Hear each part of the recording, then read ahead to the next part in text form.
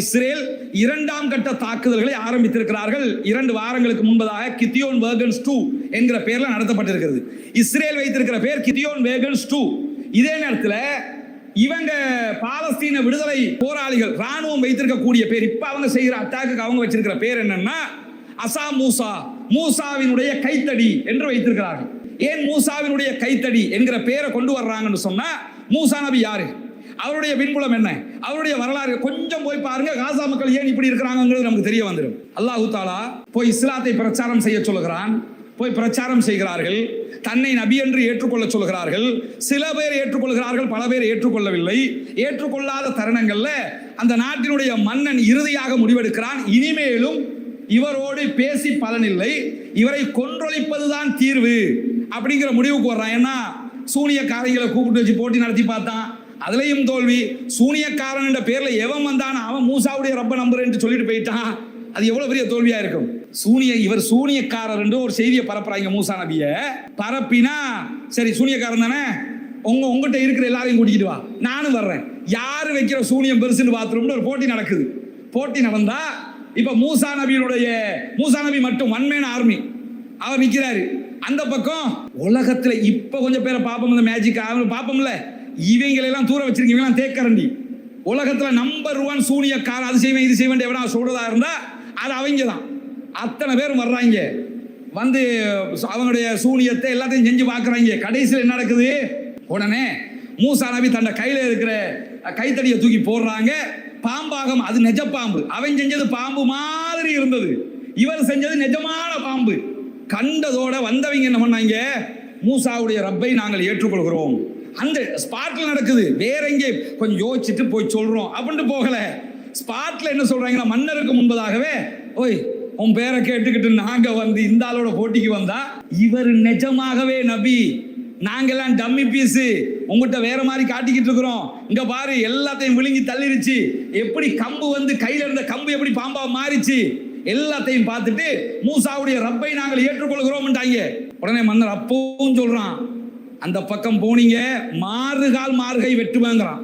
இதெல்லாம் நீங்க ஒப்பிட்டு பார்க்கணும் காசாவோட. மூசாவின் கைத்தடி என்று ஏன் பேர் வைக்கிறாங்கன்னா, மூசா நபியினுடைய அந்த வரலாறு அவ்வளவு ஆழமாக அங்கே இருக்கிறது. உடனே மூசா சொல்றதை கேட்டு போனீங்க, மாறுகை வெட்டுவேன் அப்படின்னா என்ன, வலது கையை வெட்டிட்டு இடது காலை வெட்டுறது, எப்படி நிக்க முடியுமா? அல்லது இடது காலை வெட்டிட்டு வலது கையை வெட்டுறது, இப்படி மாறுகை வெட்டுவேன். வேண்டியதை பண்ணிக்க. ஆனா இவர் சொல்றதுதான் உண்மை, நாங்க சொல்றது பொய், இவர் சொல்றதை நாங்க கேட்டுக்கிறோம்னு சொல்லி ஆல்ரெடி 100% சரண்டர் ஆயிட்டாங்க மூசா நபியினுடைய கொள்கையின் பக்கம். ஒன்றும் பண்ண முடியல. அந்த இடத்திலும் மன்னருடைய தரப்பு தோல்வி அடைகிறது. கடைசி முடிவு என்ன, அடிப்போம். இப்ப அடிக்கிறாங்களா, இது மாதிரி மூசாவையும் அவருடைய சமூகத்தையும் அழித்து ஒழிப்பது. பட்டைய விரட்டிக்கிட்டு போறான். மூசா நபியும் அவருடைய சகாக்களும் ஓடுகிறார்கள். எதுவரைக்கும் ஓட முடியும்? எவ்வளவு ஸ்ரீலங்கால ஓடுறோம். நீங்க எந்த பக்கம் கல்லெலியில இருந்து ஓட ஆரம்பிச்சு நேர கொழும்பு பக்கம் வந்தா கொழும்பு கோல் ஃபேஸ் இருக்கும், அல்லது கண்டி ரோட்ல போட்டு அடுத்த பக்கம் ஓடி போனா கடைசியில் சம்மாந்துறையில் இல்லாட்டி அக்கரைப்பத்து கடல்ல தான் போய் நிப்பிய, அல்லது சரி மன்னார் பக்கம் போகும்னாலும் அங்கேயும் கடல் தான். எங்க போனாலும் இது ஒரு தீவு, ஒரு தூப்பத்துல இருக்கிறோம். எங்க போனாலும் நம்ம போய் எங்க கடைசியில போய் நிற்போம், கடலுக்கு முன்னாடி போய் நிற்போம். சரி, தீவே இல்லாத ஆப்பிரிக்கன் கண்ட்ரில ஓடினாலும் கடைசிக்கு கடல் தான். எங்கேயாவது கடல்ல முடியணும்ல. இவரை துரத்தி வந்தா கடைசியில கடலுக்கு முன்னாடி மூசா நபியும் தன்னுடைய சகாக்களும் நிற்கிறார்கள். இப்ப கொஞ்சம் ஈமான் ஆட்டம் காணுகிறது. ஈமான் கூடும் குறையும் இல்லை, அந்த கூடு குறைய வரும். எப்படி வருது? மூசா நபியை பார்த்து மூசா நபியினுடைய சகாக்கள் சொல்லுகிறார்கள், மூசாவே, உங்களை நபி என்று ஏத்துக்கிற சொன்னீங்க, ஏத்துக்கிட்டோம். உங்களை பின்பற்ற சொன்னீங்க, பின்பற்றிட்டோம். நீங்க சொன்னதெல்லாம் நாங்க செஞ்சிட்டோம். கடைசியில கடலுக்கு முன்னாடி கொண்டாந்து விட்டுட்டியப்பா. இப்ப என்ன ஆயிடுச்சு? கடலுக்கு முன்னாடி வந்து நிக்கிறோம். இப்படி போனோம்னா கடல்ல விழுந்து சாகணும். ஏன்னா முன்னுக்கு ஒரு கப்பலும் கிடையாது, ஒன்னும் கிடையாது. இந்த பக்கம் திரும்பி பார்த்தா ஃபிரௌன் படையோட நிக்கிறான். ஒண்ணு மட்டும் கன்ஃபார்ம், டெத் கன்ஃபார்ம். சாகுவது, மரணிப்பது கன்ஃபார்மா இல்லையா? இங்க ஒன்னோ கடல்ல விழுந்து சாக போறோம், இல்லைன்னா இங்க விழுந்து சாக போறோம். யா மூசா இன்னால முதுரக்கூன், மூழ்கி சாக போகிறோம், அவ்வளவுதான். அந்த நேரம் நபி மூசா அலைஹிஸ்ஸலாம் அவர்கள் சொன்ன வார்த்தை என்ன தெரியுமா?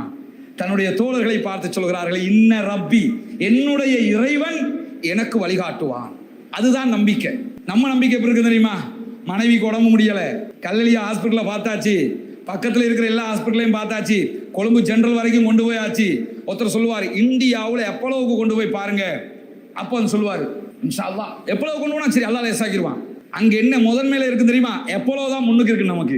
ரெண்டாவது அல்லாஹ் லேசாக்கிடுவான். முதல்ல எது வரணும்னா எப்பளோ போகணுமோ இல்லையோ அல்லாஹ் நாடினால் அல்லாஹ் லேசாக்கிடுவான். முதல்ல அல்லாஹ் மீதான நம்பிக்கை. மூசா அலைஹிஸ்ஸலாத்தினுடைய அசாவுடைய பேர்ல இந்த பகுதி அவங்க ஆரம்பிச்சதுக்கு காரணமே என்னன்னு கேட்டா, முதலில் அல்லாஹ்வினுடைய நம்பிக்கை. இன்றைக்கு அல் ஜசீராவினுடைய அரபு பக்கத்தில் நீங்கள் போய் ஒரு வீடியோவை பார்க்க முடியும். Al Jazeera வெளியிட்டிருக்கிறார்கள். 2 நாட்களுக்கு முன்பதாக நடத்தப்பட்ட ஒரு தாக்குதல். அந்த தாக்குதல்ல ஒரு 4 பசங்க அல்லாஹ்வினுடைய போராளிகள், சோல்ஜர்ஸ், அதுக்கெல்லாம் யாரும் அச்சப்பட தேவையில்லை. சில பேர் என்னன்னா பாலஸ்தீன விடுதலை நான் இந்த பேரை குறைவாக ஏன் பயன்படுத்துறேன்னு கேட்டா, லைவ் ஓடிக்கிட்டு இருக்குது. லைவ்ல இந்த பேர் வந்தாலே அந்த வீடியோவை கேன்சல் பண்ணிடுவாங்க. அதுக்காகத்தான் அந்த பேரை சொல்லாம நான் பேசிக்கிட்டு இருக்கிறேன். என்னுடைய எல்லா வீடியோக்கள்லையும் ஒரு கடந்த ஒரு 6 மாதங்களா பாலஸ்தீன விடுதலை அமைப்பு என்கிற பேரை தான் பயன்படுத்துறோம். ஏன்னா நிஜமான பேரை பயன்படுத்தும் போது அந்த பேரை பயன்படுத்தினால வீடியோ ரிமூவ் பண்ணுவான். அந்த அளவுக்கு நிலைமை இருக்கிறது.